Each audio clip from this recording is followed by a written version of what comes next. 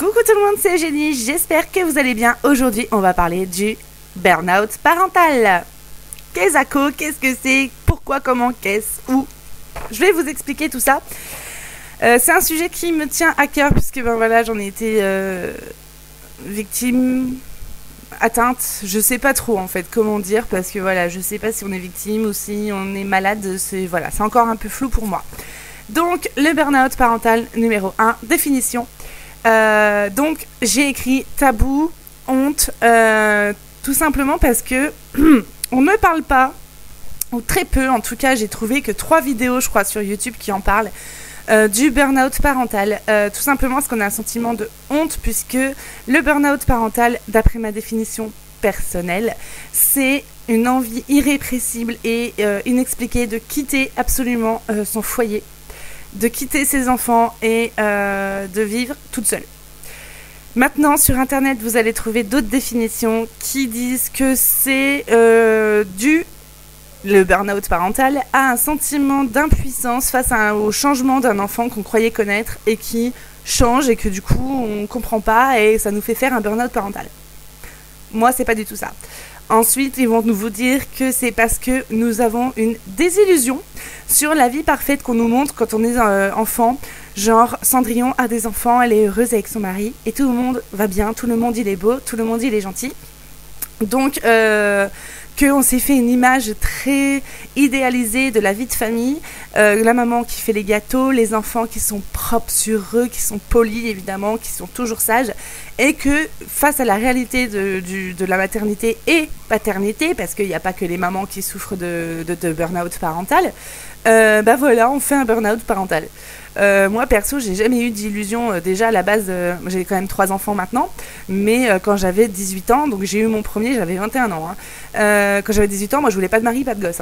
Donc je me suis jamais fait d'illusions sur la vie de famille puisque j'en voulais pas à la base. Donc après, le fait que je n'en voulais pas au départ ne veut pas dire que je n'aime pas ma vie de famille aujourd'hui. Enfin, vous voyez ce que je veux dire. Donc, on va faire un QQOQCP. Regardez, c'est écrit là, QQOQCP. Voilà, donc, Kezako, c'est quoi ce truc? C'est qui, quoi, où, quand, comment, pourquoi. Alors, ceux qui ont suivi des cours de gestion et de action communication administrative reconnaîtront ce terme, le QQOQCP. Qui, donc, évidemment, c'est les mères et les pères. Pas forcément au foyer, ça peut être aussi un parent qui travaille. Alors quoi, le burn-out parental, puisque voilà, c'est le sujet de cette vidéo, où c'est partout dans le monde. Je pense qu'on n'est pas les seuls en France à être victimes de cela. Qui, quoi, ou quand. Alors ça, c'est pareil. Impossible de savoir, on peut faire un burn-out parental à 50 ans comme on peut en faire un à 20 ans. Peu importe l'âge des enfants, que ce soit 0, 1 jour, 2 jours ou 20 ans, une mère ou un père peut potentiellement faire un congé parental. Comment? En pétant un plomb, tout simplement. Et pourquoi? C'est justement ça, toute la question. Pourquoi? Parce que c'est comme ça, il n'y a pas d'explication réelle. Alors voilà, entre la désillusion de la famille parfaite, moi perso, c'est pas mon cas. Le fait de ne plus supporter ses enfants non plus, parce que ça, c'est pas le pourquoi, c'est une conséquence du burn-out, c'est pas la raison. Donc le pourquoi, il n'y a pas d'explication. C'est comme la dépression. Pourquoi on est dépressif? On le sait pas. C'est comme ça, c'est quelque chose dans le cerveau qui va pas à un moment donné dans notre vie, et puis qui fait qu'on fait un burn-out. Donc du coup, voilà, honte, parce que voilà, on n'en parle pas, c'est honteux. C'est quand même quelque chose, on n'en peut plus de ses enfants. Donc c'est pas quelque chose qu'on avoue quand même à tous les coins de rue, quoi. Je me traballe pas avec une affiche genre j'en peux plus, venez me libérer, mes enfants m'insupportent. Non, en plus mes enfants sont des amours et sont sages, donc voilà, les gens me diraient mais t'es complètement starbé. Le point numéro 2, ce sont les symptômes pour les mères et pour les pères, parce qu'ils diffèrent. Pour les mamans, j'ai fait quelques fiches. Voilà, je vous montre ma petite fiche. Pour les mamans, ce sont souvent celles qui visent la perfection. La maison toujours nickel, les gâteaux toujours impeccables, les enfants toujours impeccables. Voilà, c'est la perfection absolue. Donc, elles se mettent une telle pression que, à un moment donné, elles pètent les plombs. Les symptômes peuvent être aussi l'ambivalence des sentiments. Un coup j'aime plus. Un coup ça va, un coup ça va pas. Après ça, c'est quand même compliqué à déceler parce que nous les femmes, on est comme ça. On a des périodes où on est au top et tout va bien, tout est beau. Et on a des périodes où on est un peu moins au top et il n'y a plus rien qui va. Donc ça, c'est un symptôme qui n'est pas facile à voir. Ensuite, il y a l'épuisement physique. Alors ça, c'est une évidence. Je vous parlerai après de mon vécu, donc je ne vais pas le dire. Mais voilà, il y a l'épuisement physique. Il y a l'overdose de tout. Il y a les troubles du sommeil et les troubles de l'humeur, la libido en baisse qui peuvent être des symptômes, l'affaiblissement de l'estime de soi, l'envie d'être isolé aussi et la prise de poids ou la perte de poids spectaculaire. Moi j'ai pris 10 kilos en moins d'un an. Ça c'est pour les mamans qui peuvent, voilà, s'il y a des symptômes là, allez voir votre médecin. Pour les papas, il y a une déprime diffuse, des troubles du sommeil et de l'humeur, comme pour les mamans. Il y a des comportements addictifs type alcool, jeux, drogue, tout ce qui, voilà, les papas vont s'enfermer dans un truc, que ce soit le jeu, les amis, les sorties, l'alcool, le tabac, la drogue, voilà. Il y a aussi le débordement violent malheureusement pour certains papas parce que voilà, les hommes ont tendance à être plus violents que les femmes envers leurs enfants malheureusement. Pas tous, hein, je précise bien. C'est pas parce qu'un homme bat ses enfants qu'il est en burn-out. Ça peut être tout simplement un connard. Hein. C'est pas voilà. Mais il y a certains pères qui sont des agneaux, qui sont des anges, qui en état de burn-out pètent les plombs et malheureusement s'en prennent physiquement et moralement à leurs enfants. Il y a l'envie de fuite de son foyer, tout comme la mère d'ailleurs, hein, donc l'isolement. L'adultère aussi, parce que c'est pour sortir de cette vie familiale qu'ils ne supportent plus. Ils vont voir ailleurs. Ça c'est pareil. Hein. Il y en a, c'est juste des connards qui vont voir ailleurs. Hein. C'est pas parce qu'il est infidèle qu'il fait forcément un burn-out. Hein. Et la perte de contrôle de son monde en fait. Voilà, donc ça c'est pour les symptômes du côté du papa. Donc maintenant, un vécu vaut 1000 mots. Donc on va parler de mon vécu au niveau du burn-out et de celui de mon entourage. J'ai lu sur internet que, alors comme quoi internet des fois, que bien souvent les victimes du burn-out ne s'en rendent pas compte et que c'est souvent leur entourage qui leur en parle en premier. Alors ce n'est pas du tout mon cas en tout cas. Parce que moi je me rendais compte que je n'étais pas moi-même. Donc tout a commencé à peu près aux alentours d'octobre 2016. Donc Adéliana avait 2 ans et demi. Et les deux autres 10 et 11, enfin 9 et 10 ans. Et j'ai commencé à me sentir fatiguée de tout. Tout me saoulait, que ce soit les programmes télé, que ce soit les entendre jouer, l'état de leur chambre. Mon mari aussi, que j'avais de plus en plus de mal à supporter, alors qu'il faisait rien. Hein. Il rentrait normalement à la maison après le travail et il faisait rien de plus, rien de moins que d'habitude. Et l'envie, surtout l'envie de fuir. J'en suis venue à aller voir sur internet si je pouvais pas louer un studio dans la ville où j'habite pour pouvoir venir m'occuper de mes enfants la journée quand le papa travaille, et dès que le papa rentre, je voulais partir. Donc j'ai été voir sur internet s'il y avait des studios à louer et je suis allée voir sur internet le prix des billets d'avion pour partir. Tout simplement, j'avais qu'une envie et qu'une obsession, je voulais partir, je voulais m'enfuir. Et donc je suis allée voir mon médecin généraliste et je lui ai dit écoutez voilà, je me rends bien compte que je suis plus moi-même envers mes enfants, envers mon mari, puisque j'ai commencé à découcher, hein, j'ai quitté le lit conjugal, je dormais sous le canapé. Je le fais encore de temps en temps, mais de moins en moins quand même. Ça a commencé comme ça en fait, avec ça. Je découchais ma chambre, je dormais sous le canapé toutes les nuits. Voilà, parce que vu que déjà j'avais des troubles du sommeil, je dormais pas beaucoup. Donc du coup, quitte à pas dormir, autant que je regarde la télé. Du coup, en fait, je tombais de fatigue vers 4h du matin devant la télé et je me levais à 7h le lendemain pour les enfants et comme ça toute la semaine. Sauf le vendredi où mon mari travaille pas l'après-midi. Du coup, à 18h, pour pallier à mon manque de sommeil de la semaine, à 18h, j'allais me coucher le vendredi. Hein, et je me levais le samedi matin à 10h. Et j'étais encore fatiguée. Plus je dormais, plus j'étais fatiguée. Et moins je dormais, plus j'étais fatiguée en fait. J'étais fatiguée constamment, que je dorme ou que je ne dorme pas, c'était ça. Donc mon médecin m'a dit, écoutez, vous faites un burn-out. Alors là, j'aime autant vous dire que j'ai explosé de rire parce que pour moi, le burn-out, c'est forcément lié au milieu professionnel. Ce sont les cadres qui ont des responsabilités, c'est l'employé qui supporte pas son patron. Enfin, pour moi, quelqu'un qui fait un burn-out, c'est forcément en lien avec son travail. Or moi j'ai pas de travail donc je peux pas faire un burn-out, c'est pas possible. Donc il m'a expliqué que voilà, le burn-out maternel existait et le burn-out parental existe, puisque voilà, j'insiste bien sur le fait qu'il n'y a pas que les mères qui souffrent de ceci. Donc moi j'appelle ça le burn-out parental, d'autres maternels, moi perso c'est parental. On est tous logés à la même enseigne, hein, papa ou maman. Du coup voilà, j'ai commencé comme ça et j'étais dans un tel état qu'il a estimé qu'il fallait que je sois immédiatement sous traitement médicamenteux.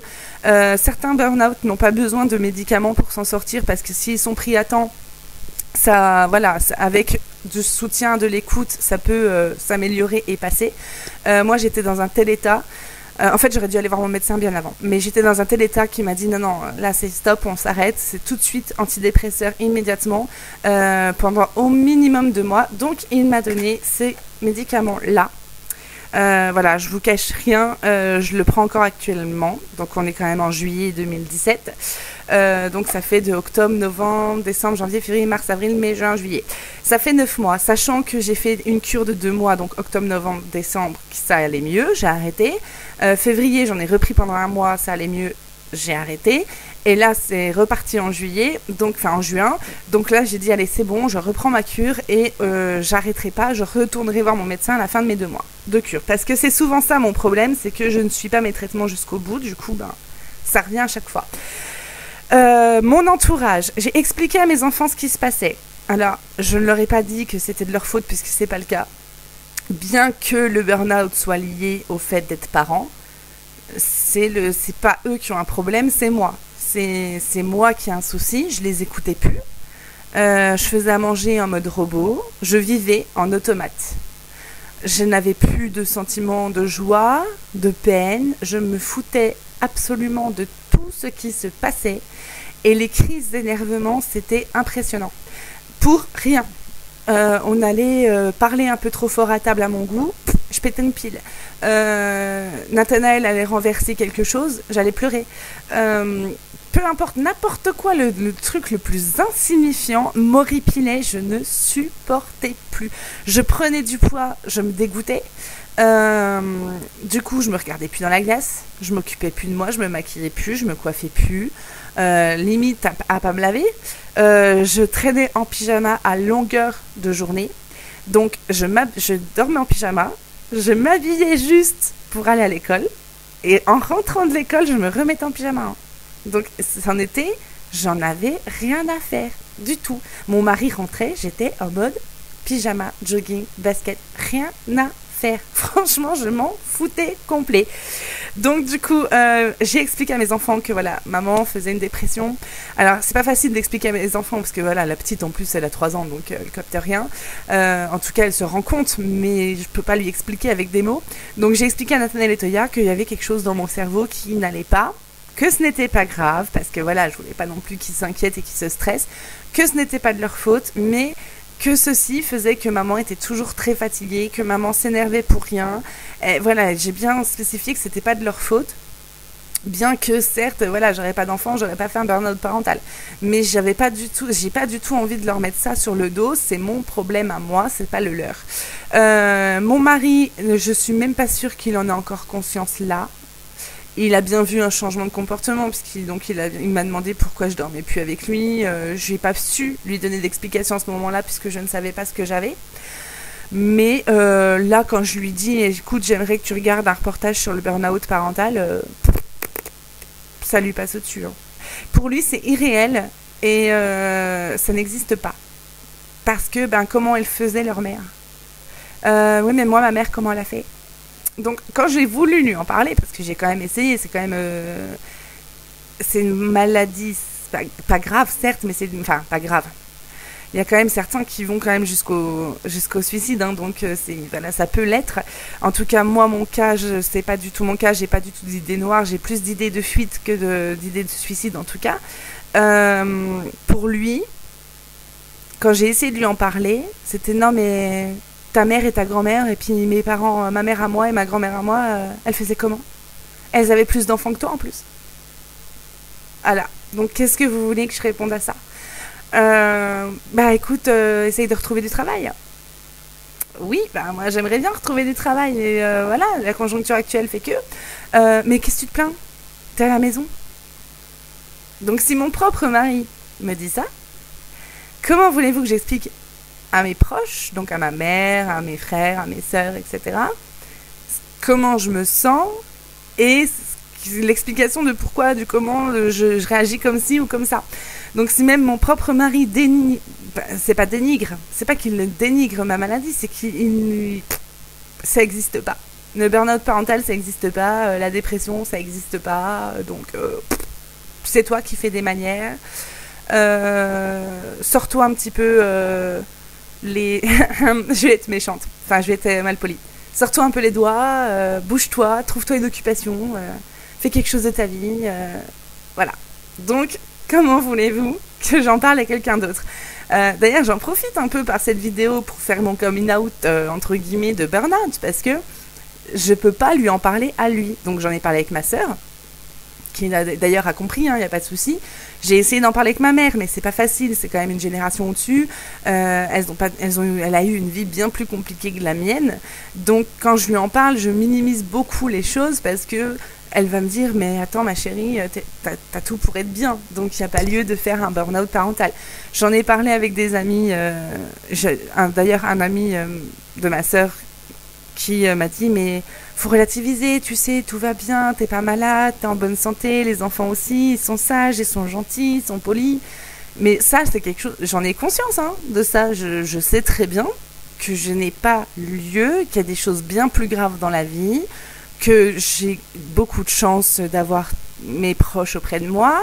On a conscience de tout ça. Quand quelqu'un fait un burn-out parental, il sait très bien qu'il a de la chance d'avoir tout ça. Et c'est pas quelque chose qu'on contrôle, si vous voulez. C'est pas oh là là, je déprime parce que voilà, on a une facture, puis ben, du coup, on n'a plus trop de sous. C'est pas du tout ça. C'est pas quelque chose qu'on contrôle. C'est notre cerveau qui dit stop. On n'est pas rationnel à ces moments-là et on n'a pas envie d'entendre des choses rationnelles. On le sait qu'il y a des choses plus graves dans la vie, mais je sais même pas comment vous expliquer. On n'arrive pas à passer au-dessus. On ne supporte plus notre vie de parents. Donc on aura beau nous dire et nous prouver qu'il y a des choses plus graves dans la vie, on le sait, et ça sert à rien de nous le dire, puisqu'on le sait, on ne fait pas exprès d'être dans cet état-là, en fait. C'est ça que je veux faire comprendre aux gens, c'est que le burn-out parental, on l'a pas choisi de le vivre, parce que franchement, c'est loin d'être drôle. Moi, je passe, mais quand je vous dis que j'ai des sautes d'humeur, je passe de « Oh, mon amour, ça a été ta journée » Ah, mais vas-y, arrête de me faire chier. C'est un calvaire aussi bien pour mon mari que pour moi, parce que je me rends compte que je suis comme ça. Mais j'y peux rien. Alors heureusement, mon médecin est très gentil, il est très patient. J'en parle souvent avec lui, parce que maintenant je vais le voir quand même presque 1 à 2 fois par mois. Donc il m'a conseillé donc déjà le traitement, évidemment. Et donc c'est la partie numéro 4, les solutions pour s'en sortir. Donc, la partie numéro 4. Donc moi je suis sous traitement médicamenteux. Donc je suis donc sous sertraline 50 mg. J'ai une amie qui en est à 25 mg, donc elle s'en sort. C'est génial, je suis trop contente pour elle. Et ensuite, pour dormir, il m'a donné du alprazolam. Voilà. Pareil, 0,50 mg. Donc, j'essaye de ne pas prendre... Les antidépresseurs, je les prends tous les jours. Parce que je me rends compte que si j'en loupe un, c'est même pas la peine, je passe une journée... Mais c'est vraiment... Hier, j'en ai loupé un. Je suis allée chez le pédiatre avec ma fille, tout s'est super bien passé. Et en rentrant du pédiatre, boum, une crise. Ça allait plus, elle me fatiguait, elle me collait tout le temps, alors qu'elle ne faisait rien. Elle me demandait un verre d'eau, ou elle me demandait d'allumer la télé, etc. Elle a quand même que 3 ans, ma paupiette. Mais ça me saoulait. Tout me saoulait. Je lui disais, mais va demander à papa, il est là. Donc pourquoi toujours maman, je n'en pouvais plus. Donc le sertraline, je le prends tous les jours. Et l'alprazolam, j'évite d'en prendre parce que c'est quand même un somnifère, donc j'essaye d'éviter d'en prendre un maximum parce que j'ai pas du tout envie d'être coutumière et d'être surtout obligée de prendre ça pour réussir à dormir. Du coup, avant, il m'en avait donné un autre qui était encore plus puissant, donc je lui ai demandé de me donner quelque chose de plus relax, parce qu'avec l'autre, je dormais comme une masse. Donc c'était au top, mais du coup, j'avais tendance à vouloir en prendre quasiment tous les soirs pour être bien et pour pouvoir dormir correctement. Donc là, je lui ai dit, voilà, j'ai pas envie du tout d'être une droguée des somnifères, donc donnez-moi autre chose. Donc il m'a donné de l'alprazolam. Au niveau des autres solutions qu'il y a, il y a le fait, alors ça je vous l'ai déjà dit dans d'autres vidéos, mais c'est très très très important. Il y a le fait de demander de l'aide. Moi j'ai demandé à mes parents il y a quelques semaines, même pas, de prendre ma fille, donc, puisque mes 2 grands sont partis en vacances avec mes parents. Tous les ans ils partent. Et ils me laissent la dernière parce qu'elle est petite, elle a que 3 ans, et parce que surtout le papa ne veut pas qu'il la prenne, non pas qu'il n'a pas confiance, mais parce qu'il ne peut pas se passer d'elle une journée. J'ai demandé à mes parents de me la prendre pendant 3 jours. Parce que je n'en pouvais plus. Je voulais passer 3 jours à dormir, à gérer mon ménage sans qu'elle soit derrière moi. Parce que ça c'est pareil. Je faisais mon ménage. Dès qu'il y avait un truc qui traînait ou qui laissait traîner, c'était même pas la peine. C'était une montagne. J'avais l'impression de devoir monter l'Everest, de re-ranger ma maison. Mais ça peut paraître absurde comme ça, mais chaque tâche quotidienne, pour moi, c'était une épreuve. Une épreuve physique, une épreuve morale. Et le pompon, c'est quand j'avais rangé tout et qu'il foutait le bordel derrière. Mais alors là, je tombais mais dans des états de nerfs, mais pas possible. Soit à partir de la maison pour pas tout casser, soit à être dans mon lit en train de pleurer parce qu'ils avaient, pour moi, détruit le travail que j'avais fait et que j'avais déjà subi à faire. C'était déjà une corvée de le faire, mais en plus de ça, il fallait que je recommence, que je refasse des efforts parce qu'ils avaient encore foutu le bordel. Mais c'est vraiment très particulier comme sentiment, enfin c'est vraiment très étrange comme maladie, puisque c'en est une. C'est vraiment très étrange parce que ça rend vraiment le moindre fait quotidien insurmontable. Mais c'est impressionnant hein, de voir à quel point mais tout nous fatigue. Rien nous épuise. On est fatigué physiquement et moralement. Donc encore, ce serait que soit fatigue physique, soit fatigue morale. On gère l'un ou l'autre. Mais quand c'est les deux, on n'en peut plus. On pète un plomb. Donc du coup, ben voilà. Les autres solutions pour s'en sortir, donc hors médicaments, pour ceux qui ne sont pas trop médicaments, donc c'est de demander de l'aide. Voilà, moi j'ai demandé de l'aide à mes parents. Après, je sais que moi j'ai beaucoup de chance d'avoir mes parents à côté, que c'est pas tout le monde qui a cette chance. Parce que voilà, moi je me suis fait peur par un temps. Je me suis dit soit je vais péter un plomb et je vais tout casser chez moi, soit je vais m'en prendre à mes enfants, soit je vais finir par partir. Et si je pars, je reviendrai pas. Donc du coup, j'ai préféré demander de l'aide parce que voilà, j'ai dit je vais pas attendre d'en arriver à une extrémité. Donc j'ai dit allez c'est bon, on arrête, on se prend en main parce que c'est pareil, on se rend bien compte qu'on va pas bien, hein, on en a conscience qu'il y a quelque chose qui va pas. Donc du coup je me suis dit allez bouge-toi, t'es plus forte que ça, t'as vécu des choses bien plus dramatiques dans ton passé, tu peux te relever de ça. Et la solution aussi que j'ai optée, mais pour l'instant c'est pas mis en place, c'est d'aller voir un groupe de soutien, un groupe de parole en fait, et aussi d'aller voir un psychologue. Alors, je ne suis pas spécialement habituée à aller voir un psychologue et je trouve que leur parler, pour moi en tout cas, ne me servira à rien. Parce que moi, c'est pas l'approbation d'un psychologue dont j'ai besoin, c'est celle de mes proches. Surtout de ma sœur, de ma mère et de mon mari. Et celle de mon mari, pour l'instant, je ne l'ai pas. Et j'ai un ami qui a eu sa femme qui a fait un burn-out aussi. Et en fait, je me rends compte en parlant de mon cas autour de moi qu'on est beaucoup à le faire, mais qu'on se tait tous et on est tous tout seuls chez soi en train de subir ça. Donc lui, pareil, comme mon mari au départ, dit ouais, c'est bon, arrête un peu, tu fais des manières... prends-toi un peu en main, voilà. Il disait à sa femme arrête quoi, c'est bon ton délire. Et donc sa femme a eu la merveilleuse idée, et je pense que je vais lui piquer, d'amener son mari avec elle chez son médecin. Et c'est son médecin qui a expliqué donc à mon ami ce qui se passait dans la tête de sa femme et dans son corps, parce que voilà, il y a aussi quelque chose qui se passe dans notre tête. enfin dans notre cerveau, hein. Quand je dis dans notre tête, c'est dans notre cerveau.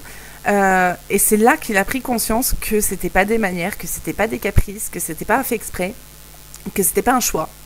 Donc je pense que ça c'est pareil. Je vais amener mon mari voir mon médecin pour que mon médecin puisse lui expliquer en long, en large et en travers ce qui se passe, parce qu'il comprend pas.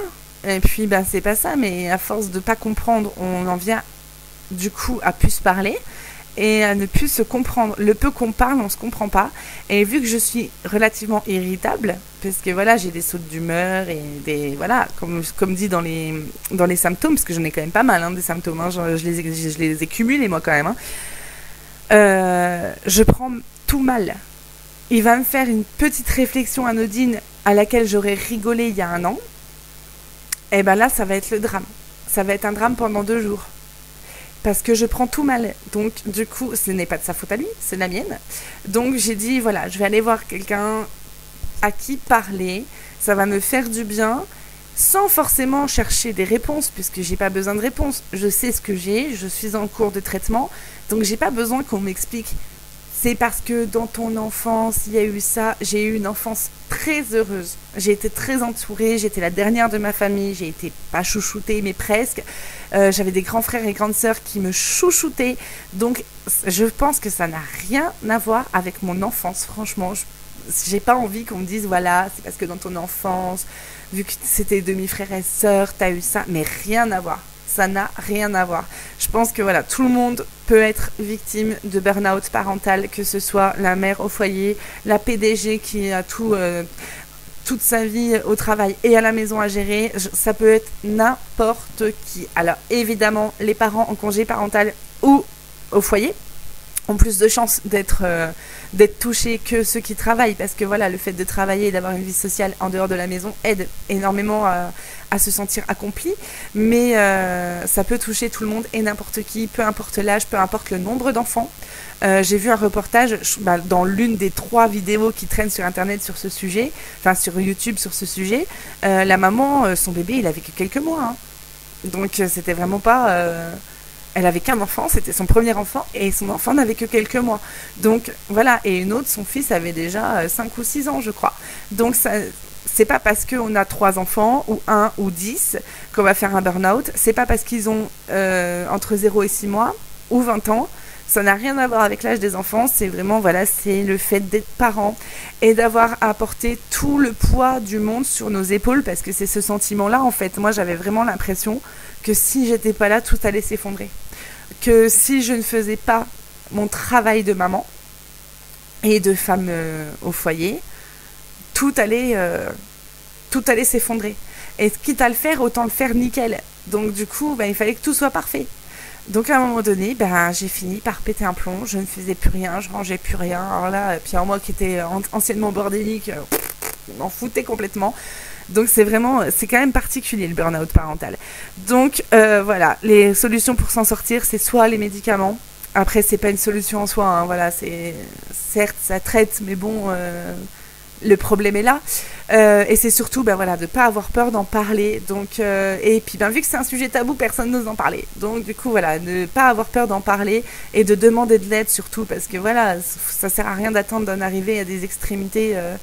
Du genre quitter le foyer, quoi. Donc c'est parce que voilà, moi si je partais, vous vous rendez compte les répercussions sur mes enfants, sur mon mari, je ne dis pas que je suis indispensable, c'est pas du tout ça, mais ça détruirait pas seulement ma vie. Si j'en arrivais au point de partir de chez moi, ça détruirait aussi la leur, et même si je revenais après, il y aurait quand même cette cassure là.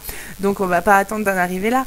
Donc du coup voilà, donc si vous avez l'un des symptômes que j'ai dit, n'hésitez pas à aller voir votre médecin, à en parler et à essayer de dépasser cette honte, parce qu'après tout, c'est la société, en fait, qui nous dit qu'on doit être des mères parfaites. On doit être des mamans gâteaux, des mamans amantes avec nos maris. On doit être des mamans Wonder Woman qui peuvent gérer 36 dossiers en même temps. Mais ça, c'est la société qui fait qu'on doit être parfaite. Sauf qu'à un moment donné, on ne peut plus être parfaite. On n'y arrive plus. Moi, je sais que j'allais chercher ma fille à l'école en mode à l'arrache. Et quand mon mari m'a dit, mais t'as vu l'image que tu donnes de toi, les autres mères de famille, qu'est-ce qu'elles vont penser? Mais alors là, ça me passait au-dessus, mais si vous saviez, mais je m'en foutais. Je lui ai dit, mais je m'en cogne complètement. J'ai dit, de toute façon, j'ai besoin de personne, je m'en fous, je veux être toute seule chez moi. Quand ma fille a été scolarisée, ça a été une bouffée d'air frais pour moi, franchement, me retrouver 3 heures toute seule le matin chez moi. La première fois, j'en ai pleuré. Mais pas pleuré parce que ma fille était à l'école, mais j'en ai pleuré de joie d'être toute seule chez moi. Et je me suis dit, c'est que vraiment, il y a un souci, parce que Adeliana a été scolarisée en décembre, donc ça allait déjà mieux quand même qu'avant. Hein. En octobre, c'était bien pire que ça. Mais quand elle a pleuré, quand elle a été à l'école, mais vous imaginez pas le bien que ça m'a fait de sentir que j'avais 3 heures pour moi. Où je pouvais faire ce que je voulais. Je pouvais me travailler à poil si j'avais envie, je pouvais écouter de la musique à fond si je voulais. J'aurais personne pour me dire, maman, c'est où mon cartable? Maman, t'as signé mon cahier? Maman, maman, maman, maman, maman. Je ne supporte plus le mot maman. J'allais péter un plomb. Donc du coup, voilà ce que c'est que le burn-out parental. Cette magnifique maladie qui est un peu une nouveauté. Alors, non, je pense pas que ce soit une nouveauté. Je pense que nos mères et nos grands-mères l'ont vécu.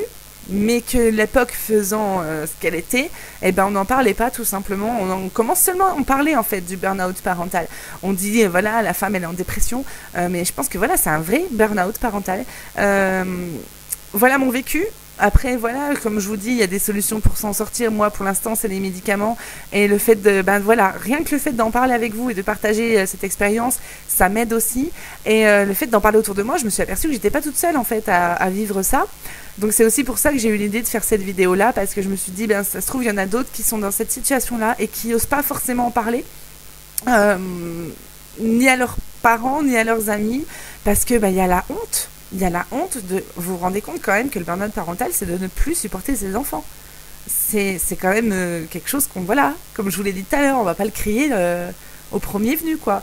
Donc du coup, voilà, je me suis dit que peut-être ça pourrait aider quelqu'un de savoir que moi aussi je suis dans ce cas-là et qu'on est plein, en fait, au final, parce que je vous dis rien que dans mon entourage là, j'ai connu donc une maman qui a fait un burn-out, même deux. Non, un burn-out, une dépression, et une autre qui a pété un plomb. Voilà, donc, soit burn-out, soit dépression, elle m'en a pas dit plus, elle m'a juste dit qu'elle avait pété un plomb, qu'elle était partie une semaine de chez elle, donc je pense que c'était un burn-out, mais que, voilà, pour l'instant, elle n'est pas encore prête à l'accepter, parce que c'est pareil, il faut accepter le fait de vivre ce burn-out. Plus vite on l'accepte, plus vite il passera, parce que le fait de l'accepter, c'est aussi une manière de le traiter. Donc du coup voilà, je me suis dit que ça pourrait peut-être faire du bien à d'autres mamans qui se sentent isolées dans leur burn-out, alors que non, pas du tout. Ça là, vous savez, regardez-moi, voilà, dans mon entourage, j'en connais déjà 3. Ce qui est quand même énorme, parce que j'ai pas un entourage non plus de mamans de folie. Même si vous êtes 800 sur la page Facebook, on se parle pas quand même couramment, on se parle pas tous les jours. Donc du coup voilà, si... Voilà, j'espère juste que ça vous aura un peu aidé à mettre des mots sur... Peut-être que ça vous fait prendre conscience aussi que vous êtes en burn-out, cette vidéo avec les symptômes que je vous ai dit. N'hésitez pas à aller voir votre médecin si vous avez donc la perfection, l'ambivalence des sentiments, l'épuisement physique, l'overdose de tout, voilà, quand vous supportez plus rien, les troubles du sommeil, de l'humeur, la libido en baisse, l'affaiblissement de l'estime de soi, l'isolement, prise ou perte de poids, n'hésitez pas à aller voir votre médecin. De toute façon, après, si vous n'êtes pas pour les médicaments, ce que je peux comprendre, il y a certainement des méthodes homéopathiques ou d'autres méthodes, le yoga, etc. Moi, j'ai pas encore tout testé, je vous avouerai. J'ai testé le sport, parce que voilà, j'avais pris beaucoup de poids, donc je voulais en reperdre. Malheureusement, ma santé au niveau de mes genoux n'a pas tenu, donc j'ai pas pu. Mais franchement, aller faire du sport quand ma fille allait à l'école, ça me faisait beaucoup de bien. Ne serait-ce que physiquement, déjà, je me sentais vidée en sortant du sport, donc je me sentais super bien. Après, voilà, malheureusement, mes genoux, pour ceux qui ont suivi la dernière année, j'ai été opérée du genou gauche. Donc, la rééducation a été longue et douloureuse, donc mon genou, malheureusement, n'a pas supporté le sport, en salle en tout cas. Donc du coup voilà, il faut essayer de trouver des solutions ensemble. Donc je vous invite à venir commenter cette vidéo si jamais vous pensez être dans cette situation, ou vous l'êtes, ou vous en êtes sorti. Si vous avez d'autres conseils pour vous en sortir, n'hésitez pas aussi. Ou sur la page Facebook, les tribulations d'une maman au foyer. Venez partager avec moi et d'autres mamans. Vous, comment vous l'avez vécu? Est-ce que vous l'avez vécu? Est-ce que vous le comprenez? Parce qu'il y a certaines personnes qui vont voir cette vidéo qui vont me dire c'est bon, t'es complètement cinglée ma pauvre fille, t'es en plein délire. Voilà, dites-moi que vous avez vécu, ce que vous comprenez, comment vous en êtes sorti, est-ce que vous êtes encore dedans, comme moi c'est le cas actuellement, si vous en êtes sorti, comment, etc., etc. Et puis pour celles en tout cas qui pensent l'être, n'hésitez pas à aller voir votre médecin, franchement ça coûte rien maintenant d'aller voir votre médecin, vous demandez de faire le tiers payant au pire si vous n'avez pas les moyens, mais allez voir votre médecin, je vous en supplie, attendez pas de péter un plomb, parce que voilà, non seulement vous allez vous faire du mal en pétant un plomb, mais en plus vous allez faire du mal à vos proches, donc du coup voilà. Et puis ce sera tout du coup, hein, cette vidéo de 30 minutes. Il y en a tellement à dire en même temps sur le burn-out parental, et en même temps si peu, parce que finalement ça revient toujours au même, cette sensation de saturation. Voilà, je pense que c'est le mot du jour, c'est le burn-out, c'est une saturation. C'est une saturation de la vie au foyer, des enfants et de tout. Donc j'espère que cette vidéo vous aura plu. Je suis encore 1000 fois désolée pour pas avoir fait de vidéo avant, mais voilà, entre mon opération qui a été faite en octobre 2015 et puis là, le burn-out en octobre 2016, je vous avouerai que c'était pas trop le moment, puis j'avais pas du matériel pour non plus. Donc voilà, n'hésitez pas à me laisser des commentaires, à partager cette vidéo si vous en avez envie, à vous abonner à la chaîne. Je vous fais des bisous. Ciao, ciao!